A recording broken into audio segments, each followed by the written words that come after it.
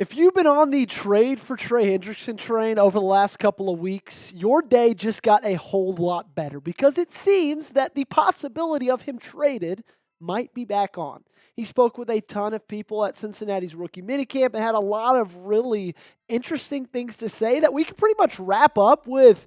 Trey Hendrickson is not happy with Cincinnati. He's not happy with what they've done, and it kind of seems like he doesn't necessarily want to be there much longer if they don't get their act together. We're going to dive into everything he had to say and some things that their head coach had to say to him on today's episode of the Packers Report. But before that, make sure you guys subscribe because we have shorten the gap between us and Vikings now in this May sub battle. We're about halfway through the month, halfway to go. We're down just one subscriber, okay? If you hate the Vikings, if you love the Packers, it should be an easy combination to go ahead and hit that subscribe button. Join us today for daily Packers coverage right here on YouTube. So here's the picture of him. He spoke to Cincinnati media at Cincinnati's minicamp, and he's an unhappy camper with how everything has happened, with what has gone down through the entirety of this offseason with the folks down there at Cincinnati, and he just kind of didn't really sugarcoat it. He basically went in and was just like, you know what, the way I'm being treated, the way they're treating me is not right, and here's what he had to say specifically. They've done right by their own perspective. My perspective is different. It's become personal, unfortunately. And for the first time, reporting by Tom Pelissero, Trey Hendrickson explicitly said that he will not play without a new deal. He's got 1 year left on that contract. He's due about $16 million. George Schultz followed up that tweet saying Bengals defensive end Trey Hendrickson said he received a text from head coach Zach Taylor 30 days before mandatory minicamp warning he'd be fined if he didn't show up. Something that frustrated him, especially given the poor communication from the team throughout the offseason. Hendrickson also made it clear he will not play under the final year of his current contract. It just seems at this point that Cincinnati can't really do anything right. I know a lot of people get frustrated with maybe how Green Bay has been run over the past couple of years, but compared to the dumpster fire, train wreck, clown show circus that's going on in Ohio right now with the Cincinnati Bengals, it's absolutely unbelievable. The fact that they are pissing off a guy who got 17 and a half sacks over the past 2 seasons, the only guy that's given their defense a pulse.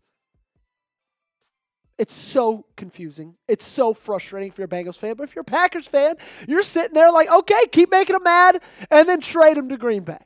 So that's where I ask you guys. Should Green Bay trade for Hendrickson? You guys let me know in the comment section down below by giving me a yes or no. We've asked this question a ton, but things have kind of changed over the last couple of days. You let me know your answer. So for a Hendrickson trade, if you are curious about it, it would cost a day 2 pick plus an extension.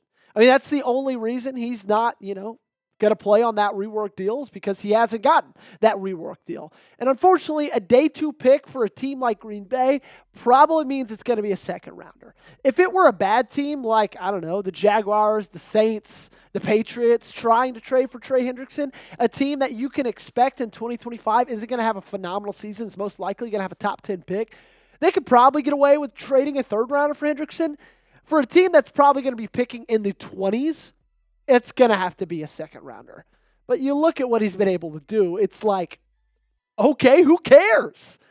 46 tackles, 19 tackles for loss, 17 and a half sacks this past season in 2024 on a defensive line that had absolutely zero talent around him.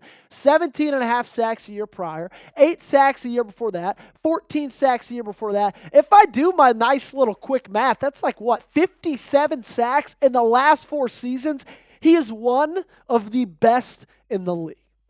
I think he is the most underrated edge rusher in the entire league. Everybody talks about Myles Garrett. Everybody talks about Max Crosby. Everybody talks about TJ Watt. You know who nobody talks about? Trey Hendrickson, who just got back-to-back seasons of 17 and a half sacks. And when you're talking about the money, you look at this list and you see Myles Garrett at the top at $40 million. I don't think he's going to want to ask for that at all. And then it's filled with a bunch of guys who are good players, but like Josh Hines Allen, is number 5 on this list. Brian Burns is number 6 on this list. Leonard Williams cracks the top 10. If I'm him, I'm looking at that list and I'm saying, I'm not taking anything less than what Danielle Hunter got from Houston, which is $35.5 million. That is my starting point. You pay me 36. Other than that, it's nothing. And he even talked about it. He said, I'm not going to apologize for what edge rushers are being paid in today's game. And why'd I choose Danielle Hunter? Well, it's because he's second overall of the highest paid edge rushers. But it's also because, like, if you go stat by stat this past season, Trey Hendrickson is better in every single one of them. Except one, where they're tied with tackles at 46. But he's got more tackles for loss. He's got 5.5 more sacks. He's got twice the pass breakups, twice the forced fumbles, and he's doing it all as a one-man band. Danielle Hunter is lucky enough to play on a defensive line where they got to worry about blocking Will Anderson. Guess who they have to worry about blocking on the defensive line for Cincinnati other than Trey Hendrickson? Absolutely nobody. So what's the trade idea? I think it's pretty simple. I think it's just a second-round pick. Nothing more, nothing less. Maybe you can get a late day 3 selection back from Cincinnati, like a 7th rounder, because you're giving them a 2nd rounder. But other than that, I feel like it feels pretty simple, right? Trey Hendrickson for a 2nd round pick, and let's just ride this thing out. Now, you would have to pay him. That's the other side of this coin. It's not just trading for him. It's not just giving up a 2nd rounder. It's also giving him that money that he's looking for. Probably around $36 million. The good thing for Green Bay right now is they're top 10 in cap space. They're sitting at 10th overall in the National Football League. That's great news. The bad news, they got a lot of people they got to pay next year.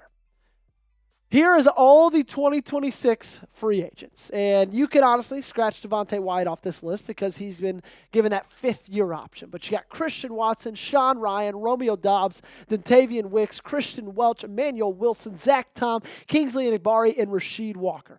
That's a lot of really good and talented players and starters for your Green Bay Packers team. But with all that being said, I'd still make that trade. I'd still make that trade in a heartbeat. Trey Hendrickson makes this team better. Okay? He makes this team 10 times better. He makes this defense 10 times better. This defensive line so much stronger. Okay?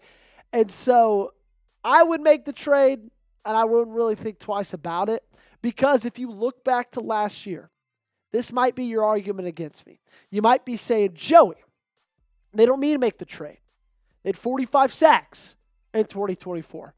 They had a sack percentage of 6.9%. Both of those top 12 numbers. One of them top 10. What are you saying they need another edge rusher? Sure, you can look at those things and say, okay, they're good, but you got to look on a down-to-down basis, okay? Pass rush win rate was abysmal, 26th best in the National Football League at 35%. Only 210 quarterback pressures, not even top half of the league. Quarterback pressure rate was 32.3%. That's bottom 13 in the NFL. They weren't good enough consistently. They didn't consistently get pressure to the quarterback, and it hurt them. It bit them in the butt. And you saw it in the biggest games. You saw it against Philadelphia. You saw it anytime they played anybody in the NFC North. Like, this reared its ugly head pretty much consistently through the entirety of the season. And you add Trey Hendrickson to this roster, this number gets fixed, either by him or the attention that he calls from other offensive linemen, which will then open up other guys. We'll open up the Enigbares. We'll open up the Lucas Van Nesses. We'll open up the Edgerrin Coopers. Anybody else that's rushing on that defensive line, in that defense, they're going to get better because of the presence of Trey Hendrickson. I'm going to make this statement. It's a big one, but Green Bay can win a Super Bowl with the addition of Trey Hendrickson. They just can't. I'm not going to use the G word and guarantee anything, but like, this is the missing piece. Especially if they bring Jair Alexander back on a rework deal and you feel good about that secondary and he can stay healthy, Hendrickson is what they need. You let me know in the comment section down below, would you make this trade? Shout out to producer Jack for making that all on the fly. Type yes or no, Y for yes, N for no. Let me know down below. Second rounder for Trey Hendrickson, you weigh in. Before we get out of here, make sure you guys are following me on Twitter, follow me on Instagram as well. You can find me at Joey Petersen A at both of those places. And as always, make sure you guys, before you get on out of here, if you haven't yet, hit that sub button.